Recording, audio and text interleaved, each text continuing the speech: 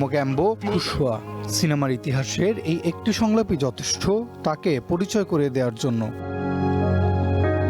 1932 সালের 22 জুন পাঞ্জাবে জন্ম নেওয়া এই অভিনেতার পুরো নাম অমরিশ লাল পুরী। অভিনয় ক্যারিয়ারের শুরুটা থিয়েটার দিয়ে হলেও প্রায় 40 বছর বয়সে এসে বড় পর্দায় খলনায়ক হিসেবে যাত্রা শুরু করেন অমরিশ পুরী। 80 কিংবা 90-এর দশকে বলিউডে খলনায়ক মানেই ছিলেন তিনি। বলিউডে খল চরিত্রকে নতুন এক উচ্চতায় নিয়ে যাওয়ার অন্যতম কারিগর বলা হয় তাকে। শুধু নিষ্ঠুর খলনায়কই নন, দিলওয়ালে দুলহানিয়া লে জায়েঙ্গের কঠোর কিন্তু স্নেহময় বাবা কিংবা নায়ক সিনেমার ধূর্ত মুখ্যমন্ত্রীর চরিত্রে অভিনয় করে প্রমাণ করেছেন নিজের বহুমুখিতা। একই সাথে কারণ অর্জুন, গাদার, পারদেশ কিংবা চায়না গেট সিনেমার প্রতিটি চরিত্রে তিনি রেখে গেছেন অমোচনীয় ছাপ। বলিউডের চিরচেনা গণ্ডি পেরিয়ে হলিউডের বিখ্যাত Indiana Jones and the Temple of ডুমে মোলারাম চরিত্রে অভিনয় করে আন্তর্জাতিক অঙ্গনেও প্রশংসা কুড়িয়েছেন অমরিশ পুরী।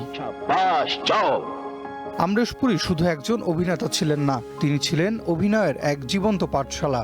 4 দশকের ক্যারিয়ারে 400-রও বেশি সিনেমায় অভিনয় করা এই গুণী শিল্পী 2005 সালে লাইট ক্যামেরা অ্যাকশনের মায়া ছেড়ে পাড়ি জমান না ফেরার দেশে।